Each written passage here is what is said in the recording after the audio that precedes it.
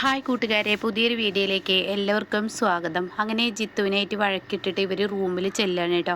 അപ്പോൾ ഷെയാണെങ്കിലോ ഈ വഴക്കുണ്ടായി കഴിഞ്ഞാൽ ഇവനിനി ഈ ഒരു ഫസ്റ്റ് നൈറ്റിനെ കുറിച്ച് ചിന്തിക്കില്ലല്ലോ എന്നൊക്കെയാണ് ഷെയുടെ മനസ്സിൽ കേട്ടോ. പക്ഷേ അരവിന്ദനാണെങ്കിലോ ഞാൻ എല്ലായിടത്തും നിരാശനായി പോവുകയാണ്, എല്ലാവരും എന്നെ കളിയാക്കുകയാണ്, സ്വന്തം ഭാര്യയെ മേഡം എന്ന് വിളിക്കുന്നതിന് ഫസ്റ്റ് നൈറ്റ് നീ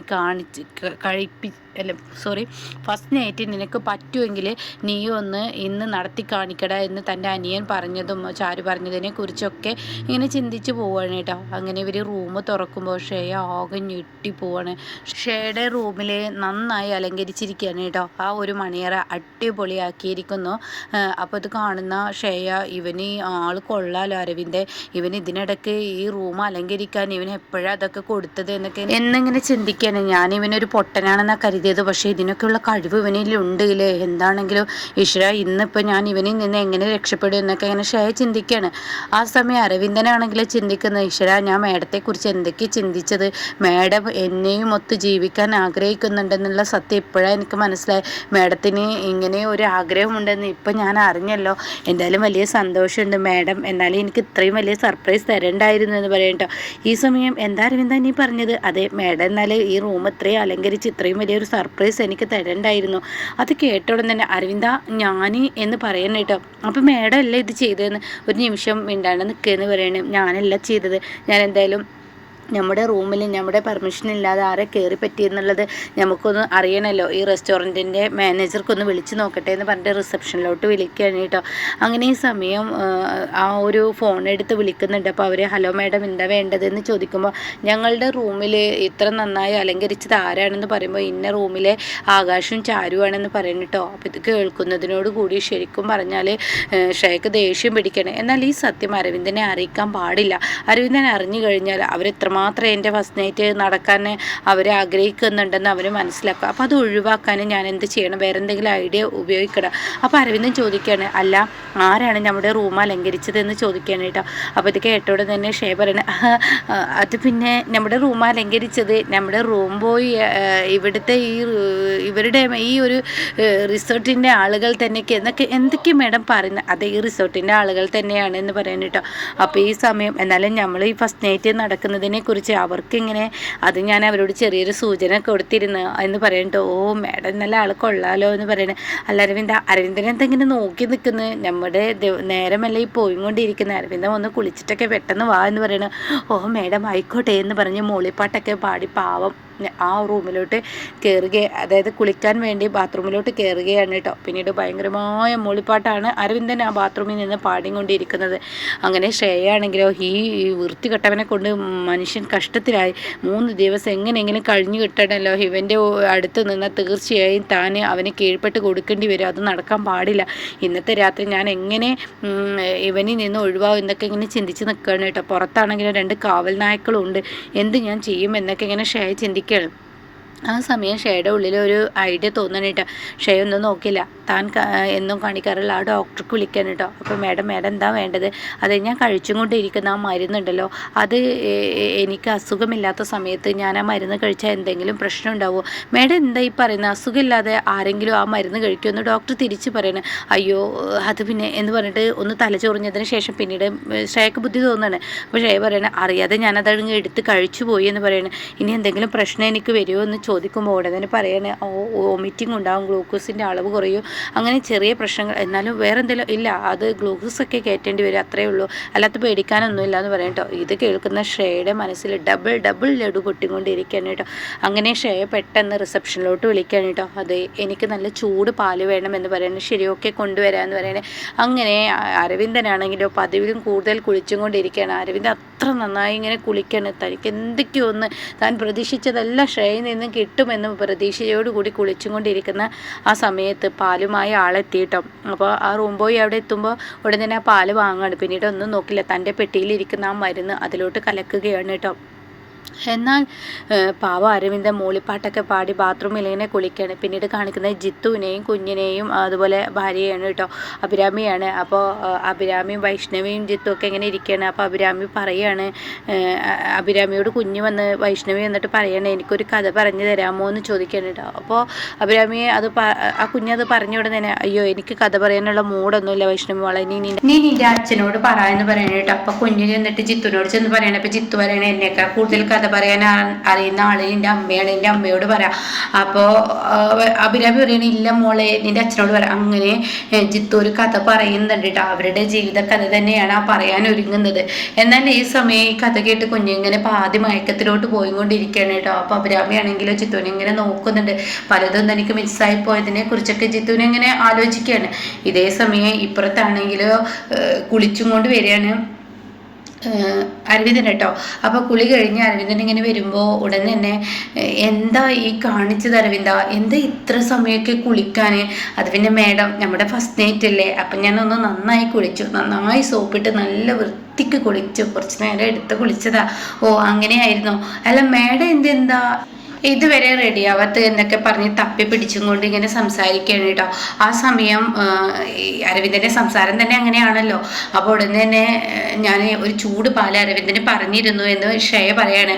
ശ്രേയ അത് എടുത്ത് കുടിച്ചോളൂ എന്ന് പറയുന്നത്. ശരി മേഡം, എന്നാൽ മേഡം റെഡി ആയിട്ട് വാ എന്ന് പറയുന്നത്.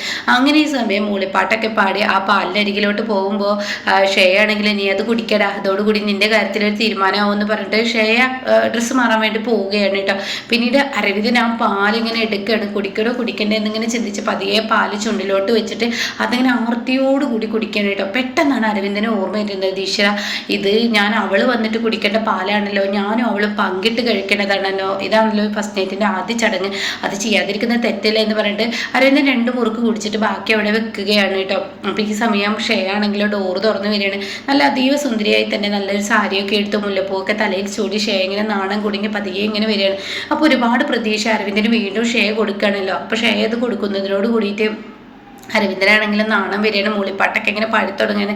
അങ്ങനെ അരവിന്ദൻ ഇങ്ങനെ ഷേയുടെ അടുത്തോട്ട് ചെല്ലാണ്. അപ്പോൾ മേഡം അരവിന്ദ മേഡം ഞാൻ എന്നൊക്കെ ഇങ്ങനെ പറയാം. അവരിങ്ങനെ ആ ഒരു അതേ താളത്തിൽ ഷേ നിന്ന് കൊടുക്കുകയാണ് കേട്ടോ. അപ്പോൾ പാവം ഒരുപാട് പ്രതീക്ഷ.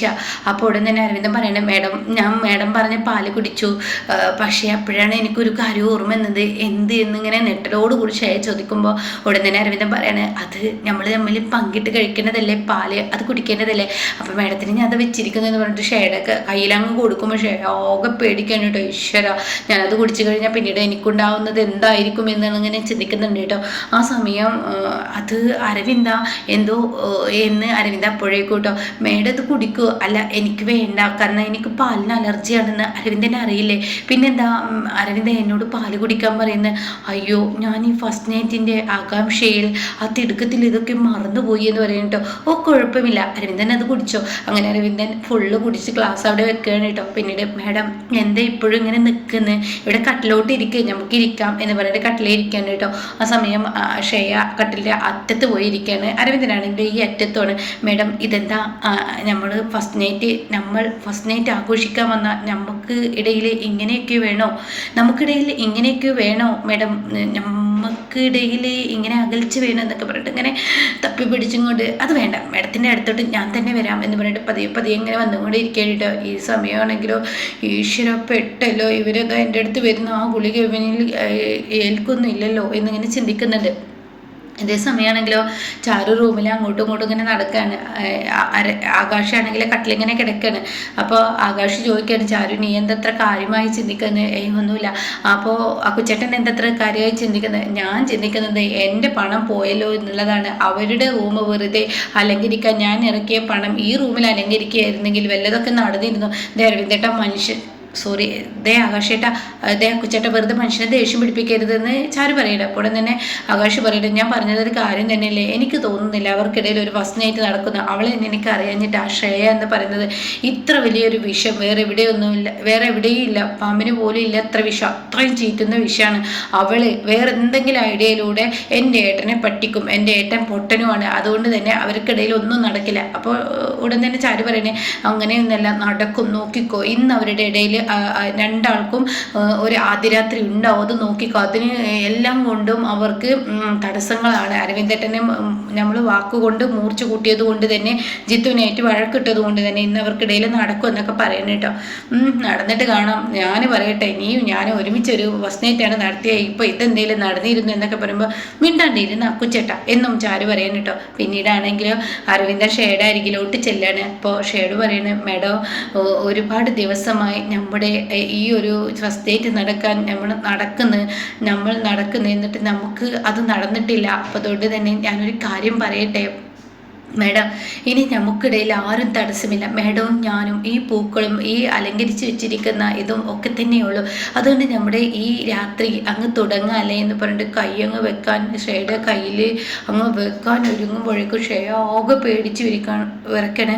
അപ്പോൾ കാണാം അരവിന്ദൻ്റെ സൗണ്ടിനൊരു ഇടർച്ച. അതോടുകൂടി ഷേയ എന്തെങ്കിലും പറ്റിയോ എന്ന് ഷേയ ചോദിക്കുകയാണ്. അപ്പോൾ തന്നെ അത് ഭക്ഷണം കഴിച്ചതിൻ്റെ പെട്ടെന്നുള്ളൊരു വിമ്മേഷനാണ്, അല്ലാതെ കുഴപ്പമൊന്നുമില്ല. അപ്പോൾ ഷേ പേടിച്ചോട്ടോ, ഈശ്വര ഇവനെ ഒന്നും ഏൽക്കുന്നില്ലല്ലോ, എന്തോന്ന് തടിയാണ് ഇവൻ്റെ എന്നിങ്ങനെ ഷേ ചിന്തിക്കുന്നുണ്ട്. അപ്പോൾ ഉടൻ തന്നെ, മേഡം നമ്മുടെ ഈ ആദ്യ രാത്രി എന്നും ഓർക്കേണ്ട ഒരു രാത്രിയാണ്. അതുകൊണ്ട് തന്നെ നമുക്കിടയിലുള്ള ഈ രാത്രിക്ക് തുടക്കം കുറിക്കട്ടെ എന്ന് പറഞ്ഞിട്ട് ഷേയുടെ കൈ വീണ്ടും തൊടാൻ ഒരുങ്ങുമ്പോഴേക്കും അരവിന്ദനെ അങ്ങ് ഛർദ്ദിക്കാൻ വരികയാണ് കേട്ടോ. പിന്നീട് അരവിന്ദൻ പൊത്തിയിട്ട് ബാത്റൂമിലോട്ട് ഓടുന്ന രംഗമാണ്. അപ്പോൾ ഷേയ്ക്ക് ചെതി വരികയാണ്. ഷേയ്ക്ക് താൻ ഏറ്റു എന്നുള്ളത്, എന്താ അരവിന്ദ എന്തെങ്കിലും പറ്റിയോ, എന്താ അരവിന്ദ എന്തെങ്കിലും പറ്റിയോ എന്നൊക്കെ പറഞ്ഞിട്ട് താൻ അഭിനയിക്കുകയാണ് കേട്ടോ. പിന്നീട് അരവിന്ദൻ പറയണ, അത് ഫുഡ് കഴിച്ചതിന് പറ്റാത്ത എന്തോ കുഴപ്പമാണ് തോന്നി, ഇപ്പോൾ കുഴപ്പമൊന്നുമില്ല ശരിയാണ് എന്ന് പറഞ്ഞിട്ട് ഷേയോട് വീണ്ടും സംസാരിക്കാൻ ഇറങ്ങുമ്പോൾ അരവിന്ദൻ വീണ്ടും ഛർദ്ദിക്കണം കേട്ടോ. അങ്ങനെ നിൽക്കാതെ അരവിന്ദൻ ഛർദ്ദിച്ചും കൊണ്ടിരിക്കുകയാണ്. പിന്നീടാണെങ്കിലും എനിക്കെന്താ സംഭവിച്ചെന്ന് മനസ്സിലാവുന്നില്ല ഷേയെ എന്ന് പറഞ്ഞിട്ട് അങ്ങ് തിരിച്ചു വരുന്ന സമയത്ത് അരവിന്ദൻ കമിഴ്ന്നടിച്ച് ബോധം കിട്ട അവിടെ വീഴണം കേട്ടോ. ഇതോടുകൂടി ഷേക്ക് ഭയങ്കര സന്തോഷമാവണം. അപ്പോഴാണെങ്കിലോ ജിത്തുവിനോട് മോളിങ്ങനെ കഥ പറയാൻ ഒരുങ്ങണം. അപ്പോൾ ജിത്തുവും അഭിരാമിയും വൈഷ്ണവിയും കൂടി കഥ കേട്ടിട്ട് ഇങ്ങനെ സങ്കടത്തോടു കൂടി നിൽക്കുന്ന സമയത്ത് ആരെങ്കിലും ഉണ്ടോ, ഒന്ന് രക്ഷിക്കുമോ എന്ന് പറഞ്ഞിട്ട് ശ്രേയ നിലവിളിക്കാൻ കേട്ടോ. അപ്പോൾ ഇതെന്താ ശബ്ദമെന്ന് അഭിരാമി പറയാണ്. വാ നമുക്ക് പോയി നോക്കാം എന്ന് പറഞ്ഞിട്ട് ജിത്തുവും അഭിരാമിയും വൈഷ്ണവിയും കൂടി പുറത്തിറങ്ങണം. മോൾ ഇവിടെ നിന്നോ എന്ന് പറയുന്നുണ്ട്. അതിനിടയ്ക്ക് അത് അവളുടെ റൂമിൽ നിന്നാണെന്ന് ജിത്തു പറയണേ. എന്തായാലും പോയി നോക്കാം എന്താണാവോ. വേണ്ട, അതൊരു അലമ്പ് ടീമാണ്, അവരുടെ അടുത്തൊന്നും പോണ്ട, അവനാണെങ്കിലും അവളുടെ വാലിത്തൂങ്ങിയാണ്, അവരുടെ അടുത്ത് പോണ്ട എന്ന് പറഞ്ഞിട്ട് അതൊന്നും പറഞ്ഞാൽ പറ്റില്ല, വാ എന്ന് പറഞ്ഞിട്ട് അഭിരാമി ആ റൂമിലോട്ട് കൊണ്ടുപോവുകയാണ് കേട്ടോ. അങ്ങനെ ആ റൂമിൽ ചെല്ലുമ്പോൾ കാണാം കമിഴ്ന്നടിച്ച് കിടക്കുന്ന അരവിന്ദൻ കേട്ടോ. അപ്പോൾ ഇത് കാണുന്നതിനോട് കൂടിയിട്ട് ഉടൻ തന്നെ അഭിരാമി ചോദിക്കുക, എന്താ പറ്റിയതെന്ന് ചോദിക്കുമ്പോൾ ഷേയ്ക്ക് വലിയ ഒരു ഇതൊന്നുമില്ല കേട്ടോ. ഷേ ഇങ്ങനെ കണ്ടുകൊണ്ടൊക്കെ കേട്ടിട്ടും എന്തായാലും ആവട്ടെ എന്നുള്ള ലെവലിൽ നിൽക്കുന്നത് ജിത്തു കാണണം. അപ്പോൾ ജിത്തു അഭിരാമിയോട് പറയണേ, ഇവർക്ക് വലിയ ഒരു ഇതൊന്നുമില്ല, ഇവർ അഭിനയിക്കുകയാണ്, നമുക്ക് പോവാം. അപ്പോൾ തന്നെ നിങ്ങൾ ഇയാളെ രക്ഷിക്കാൻ വേണ്ടി വന്നതാണോ എന്ന് ഷേയ ജിത്തുവിനോട് ചോദിക്കുകയാണ്. രക്ഷിക്കാൻ തന്നെയാണ് അവൻ വന്നത്, പക്ഷെ നിങ്ങളുടെ കാട്ടിൽ കണ്ടാൽ ഇയാൾ ഇങ്ങനെ വീട് കിടക്കുന്നത് നിങ്ങൾക്ക് യാതൊരു കുറ്റബോധവും ഇല്ലല്ലോ. പിന്നെ ഈ റൂം മൊത്തത്തിൽ അലങ്കരിച്ചിട്ടുണ്ട്, പക്ഷെ ഇയാളുടെ കിടപ്പ് കാണുമ്പോൾ ഇയാൾ ഇങ്ങനെ കിടന്നതാണോ അതോ നിങ്ങൾ കിടത്തിയതാണോ എന്ന് ഷേയോട് ചോദിക്കുകയാണ് കേട്ടോ. അയ്യോ, വാദി പ്രതിയാവുന്നത് പോലെയുള്ള ചോദ്യം ജിത്ത് ചോദിക്കുമ്പോൾ ഷേയ ആകെ പേടിച്ച് വിറക്കണം കേട്ടോ. ഇതേ സമയം ഇപ്പുറത്ത് ചാരു ആകാശം പറയണേ, എന്തെങ്കിലുമൊക്കെ നടന്നിട്ടുണ്ടാവും എന്ന് ചാരു പറയുമ്പോൾ ആകാശ് പറയണേ, എൻ്റെ ഏട്ടന് എന്തെങ്കിലും സംഭവിച്ചിട്ടുണ്ടാവും, എനിക്കതാ പേടി. അപ്പോൾ ചാരു പറയണേ, നമുക്കൊന്ന് പോയി നോക്കാം എന്ന് പറഞ്ഞിട്ട് അവരിങ്ങനെ പുറത്ത് പോകാൻ നിൽക്കുമ്പോൾ ചാരു ഇങ്ങനെ കസാരയിലിരിക്കും. അപ്പോഴേക്കും അവിടെ ആകാശ് കസാരങ്ങ് പിടിച്ച് വെച്ചിട്ട് ഇങ്ങ് വന്ന് അവരുടെ റൂമിലോട്ട് പോകുന്നതിനേക്കാൾ നല്ല നമ്മുടെ ബസ് നൈറ്റ് ഇവിടെ നടത്താൻ നോക്കാം എന്ന് പറഞ്ഞിട്ട് അവർ ബസ് നൈറ്റ് നടത്താൻ ആകാശ് ഇങ്ങനെ ചാരുവിനെ അടുപ്പിക്കുമ്പോൾ ആകാശ് കേട്ടോ, നമ്മുടെ ലക്ഷ്യം എന്താ, അവരുടെ ജീവിതം ഒന്ന് നല്ല നിലക്കാക്കുക എന്നുള്ളതല്ലേ, അപ്പോൾ അത് നടത്തണം എന്ന് പറയാം കേട്ടോ. അപ്പോൾ ഇങ്ങനെയൊക്കെയുള്ള ഒരു എപ്പിസോഡാണ് ഇനി വരാനിരിക്കുന്നത് കേട്ടോ.